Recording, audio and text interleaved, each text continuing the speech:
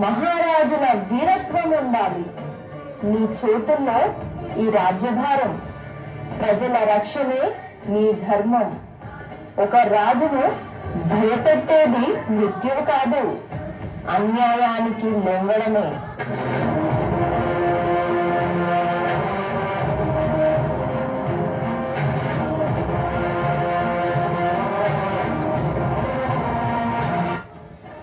ఈ ఖడ్గం నీ తండ్రి రక్తంతో నిండి ఉంది.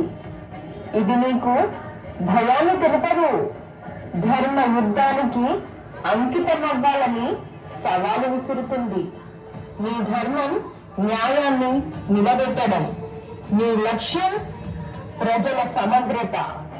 ఓడిపోవడం నీ వశం కాదు, పోరాడకపోవడమే నీ పతనానికి దారి తీయగలదు. శివ, నీ మాతృభూమి కోసం నీ జీవితం అంకితం కావాలి. నీ పేరు ప్రజల గుండెల్లో శాశ్వతంగా నిలవాలి. నీ రాజ్యం సింహాసనం కాదు, అది ప్రజల నమ్మకం. నీ రాజ్యాన్ని పరిరక్షించేందుకు యుద్ధం తప్పదా? అయితే అది నీ చేతుల్లో శక్తిగా మారాలి.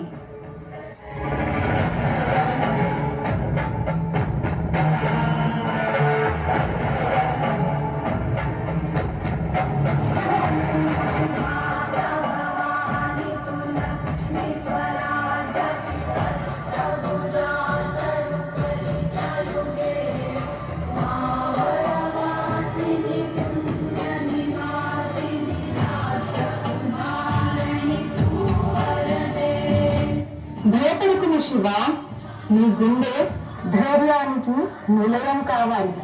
నీ భుజం నీ రాజ్యానికి ఆశ్రయం కావాలి. నీలో యోధుని ధైర్యం, రాజుని తెలివితేటలు ఉండాలి. నీవు మాత్రమే నీ భూమిని పరిరక్షించగలవు.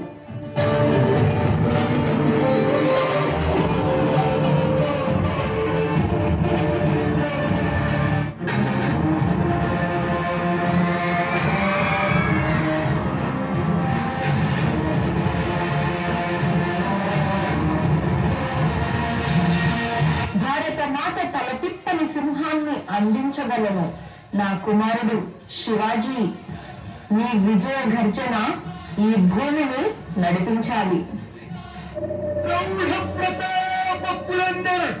క్షత్రియ కులవతంస సింహాసనాధీశ్వర రాజాభిరాజ్ శ్రీమంత శ్రీ శ్రీ శ్రీ ఛత్రపతి శివాజీ మహారాజ్ की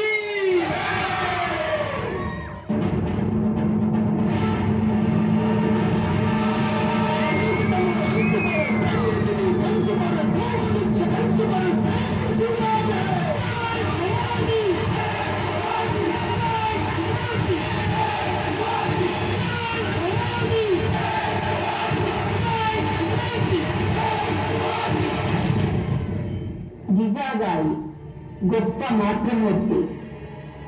ఒక పాలకునికి కావలసిన అన్ని నైపుణ్యాలను తన కుమారుడికి అందించిన ప్రేరణామూర్తి. ఆమె ధైర్యం, రాజకీయ దూరదృష్టి, రాజధర్మాన్ని నిర్దేశించిన విధానం వల్లనే శివాజీ మహారాజ్ భారతదేశ చరిత్రలో ఒక అమోఘమైన నాయకుడిగా నిలిచారు.